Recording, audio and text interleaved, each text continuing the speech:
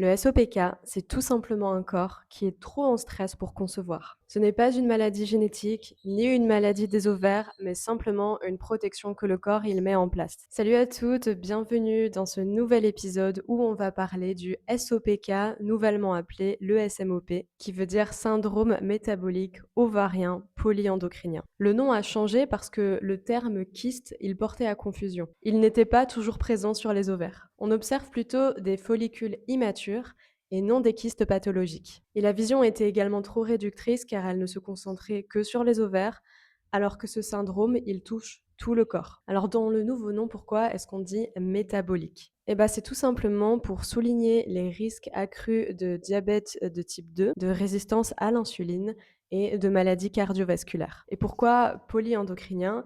Eh ben, c'est pour mettre en avant le déséquilibre hormonal global qui implique plusieurs glandes. Mais avant de continuer, je vais te donner une liste des symptômes que tu peux potentiellement avoir quand tu as le SMOP afin que tu vois si tu te reconnais dans au moins certains d'entre eux. Déjà, tu peux avoir des menstruations qui sont irrégulières ou absentes, une pilosité excessive, de l'acné persistante, de la chute de cheveux, une prise de poids et une difficulté à la perdre. Tu as du mal à concevoir car il n'y a pas d'ovulation. Des troubles de l'humeur comme de l'irritabilité, de l'anxiété, voire de la dépression. Et de la fatigue chronique et des troubles du sommeil. Maintenant, on va parler des 3 causes principales du SOPK/SMOP. La première est celle qui me paraît la plus importante et la plus récurrente, c'est la résistance à l'insuline. L'alimentation moderne est saturée de sucre rapide et de glucides transformés. Le glucose, il est essentiel comme carburant pour les cellules, mais quand il est en excès dans le sang, ça devient dangereux pour ton corps. Lorsqu'une hyperglycémie arrive, ça devient toxique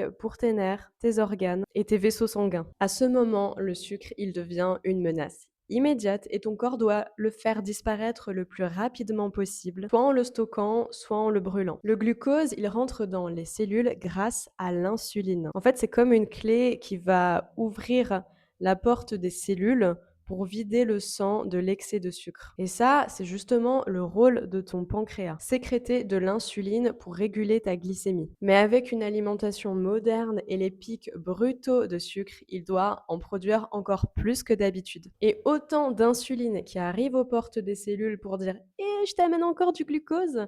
Eh ben en fait, c'est pas du tout normal. C'est à ce moment que les cellules, elles peuvent être surchargées en sucre et qu'elles décident de fermer la porte à l'insuline. Elles cherchent à se protéger d'un empoisonnement car le sucre pénètre plus rapidement qu'elles n'ont le temps de le brûler. La cellule, elle, elle va brûler du sucre pour le transformer en ce qu'on appelle de l'ATP. En fait, c'est de l'énergie. Mais quand on mange trop de sucre et que l'insuline, elle arrive pour faire entrer le glucose, la cellule, elle est obligée de le stocker sous forme de graisse à l'intérieur d'elle-même pour ne pas être intoxiquée. Et au bout d'un moment, ben, ces gouttelettes de graisse, elles deviennent encombrantes. Le truc, c'est que le corps, il déconne pas. Quand il fait quelque chose, c'est parce qu'il y a un besoin derrière, c'est parce qu'il cherche à se protéger ou tout simplement à retrouver un état d'équilibre. Bref, il cherche toujours à survivre. Je te disais au début que le pancréas devait sécréter beaucoup d'insuline pour tenter de forcer l'entrée du glucose dans les cellules qui, elles, n'en veulent plus. Et à force de surproduire, eh ben, le pancréas, il fatigue. C'est exactement à ce moment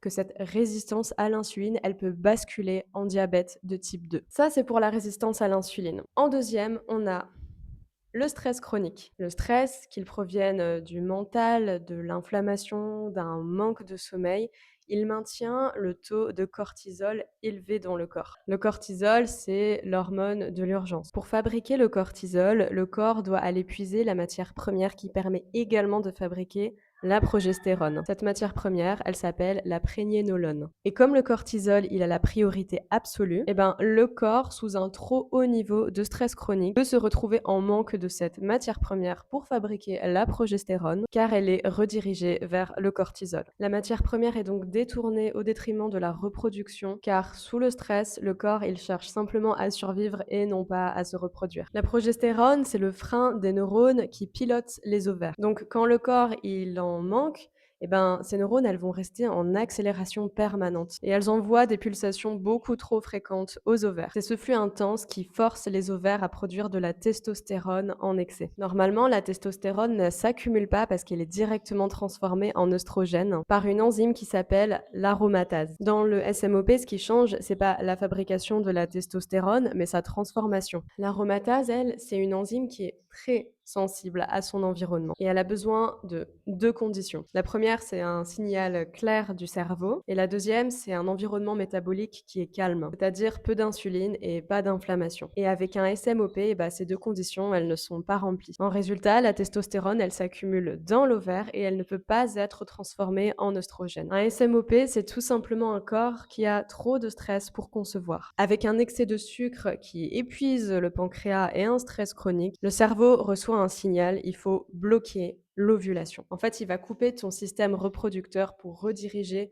l'énergie vers la survie immédiate. Tu vois, ton corps, il déconne pas. Il met simplement la procréation en pause pour te protéger d'une éventuelle grossesse qui, dans ces conditions, serait trop coûteuse en énergie et en risque, d'où le fait de freiner la transformation de la testostérone en oestrogène. Et en troisième point, on ne pouvait pas passer à côté, on va parler des perturbateurs endocriniens. Un perturbateur endocrinien, qu'est-ce que c'est? C'est une substance souvent artificielle qui perturbe le fonctionnement de ton système hormonal. Elle peut mimer une de tes hormones et donc donner un faux signal au corps, bloquer les récepteurs des hormones et interférer avec la production ou l'élimination de celles-ci. Dans le cas d'un SMOP, un perturbateur endocrinien peut dérégler la production des hormones sexuelles, aggraver la résistance à l'insuline, voire mimer et bloquer les œstrogènes. Et ce qui est super, c'est qu'on les trouve presque partout dans notre monde complètement pollué. On va avoir le bisphénol qu'on va trouver dans les plastiques rigides, les boîtes de conserve ou encore les tickets de caisse. On a les phtalates qu'on retrouve dans les plastiques souples, les produits cosmétiques et les détergents. On a les parabènes qu'on retrouve massivement dans les produits cosmétiques, les produits de soins et certains aliments transformés. On a les PFAS qui sont les polluants éternels. Et en fait, ce sont des molécules qui peuvent littéralement résister des milliers d'années dans leur environnement parce qu'elles sont super résistantes. Donc c'est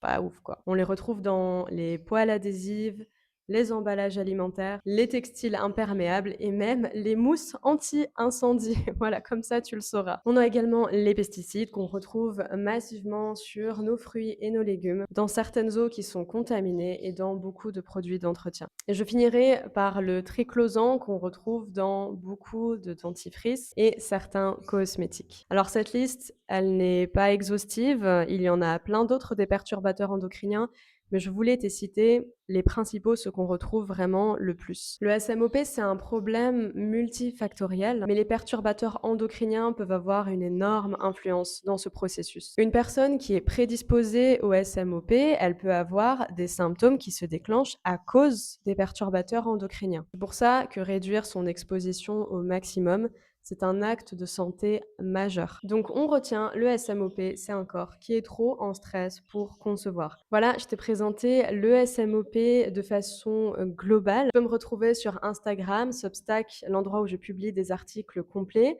Tu peux également accéder à mes podcasts et à réserver ta consultation. Je te mets tout en barre d'infos juste en dessous. Je te remercie d'avoir regardé et je te dis à bientôt. Ciao.